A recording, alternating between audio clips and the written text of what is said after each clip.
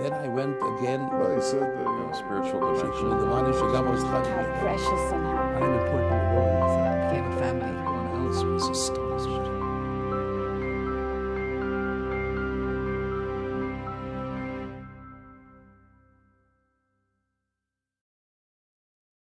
Rabbi Shner Zalman Valenkin served as the Rebbe's childhood teacher. He passed away on the 23rd of Iyar in 1963. Rabbi Yehuda Leib Shapiro is his grandson. Grandfather of Zalman Valenkin, as you know, was the Rebbe's Melamed. He was the Rebbe's Melamed from when the Rebbe was 7 to 11 and a half, just 4.5 years. When he came to America, he went into Yechidus, because he lived in Cleveland, but he came first, passed by New York, went to Yechidus. Now, he was paralyzed on one side. So he couldn't stand. He went to Yechidus, and the Rebbe stood up for him, and the Rebbe asked him to sit. And he didn't want to sit down, because as much as he was the Rebbe's Melamed, and he was much older than the Rebbe, he was a chassid, full-hearted. I used to see letters I used to write to the Rebbe, because he used to ask me to give it in. And before his signature, he would write the Lashon, HaMishtachave mul hadras kotshei. Lashon he would write that, and then he would sign his name.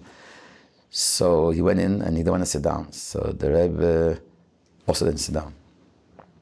And they spoke. I wasn't there, I know, but they spoke for about an hour.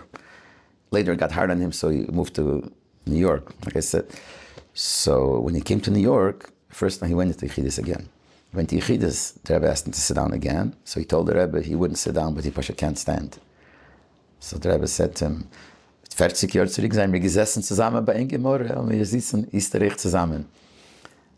So they sat down. Every time he came to Farbrengen, the Rebbe, because he couldn't come for the whole Farbrengen, he was paralyzed. He couldn't sit over. Shabbos he wasn't able to come. Yom Tov wasn't able to come because he couldn't walk. He can't drive.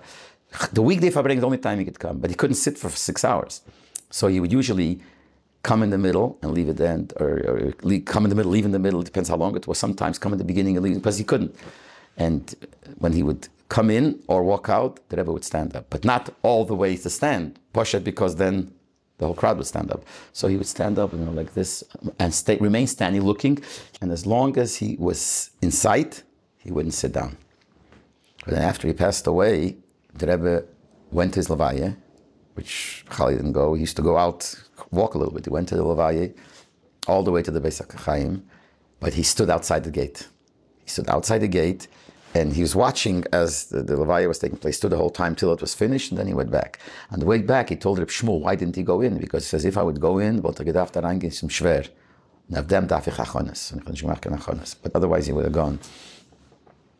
And the Rebbe paid for everything, paid for the kvura, paid for the matzeva, paid for everything. He just said that the children should pay $1, should have a chelik. He paid. I remember when it was a question what to write on the matzeva, my aunt was very much involved because she lived here, went into the Rebbe, and she had a nusach made up, and she showed it to the Rebbe. And the Rebbe says to her, "Farwe steht da nicht, als gelernt mit jüdische Kinder, und ich bin doch an Eides." So she said, so what should we write? So the Rebbe said, Rabbi Jacobson, he was the head of the Chevra Kaddish, is coming in to me tonight, you'll speak to him. So she waited outside, Rabbi Jacobson went in. When he came out, he tells her to write the nusach. It says now in the Matzeva, "V'zocha." He says that in Loma, that in Nekish B'Srabon, I think something like that. Then it says "V'zocha shekveit kedushas admur haramam shlita Roma." That's like when my brother had a son. He had a son Zalman. When Zalman was born, so my brother is a son-in-law by Nissim Mendel. Nissim Mendel used to go and write the letters for the Rebbe. So he used to go in a few times a week. So the day that his bris was, he went into the Rebbe that night. So the Rebbe asked him, what name did they give? So he said, they gave him a name, Shneir Zalman, noch ein Seiden. So the Rebbe said, noch ein Seiden, ich habe mir geheben Ried. Hat mir weggestellt auf die Fies.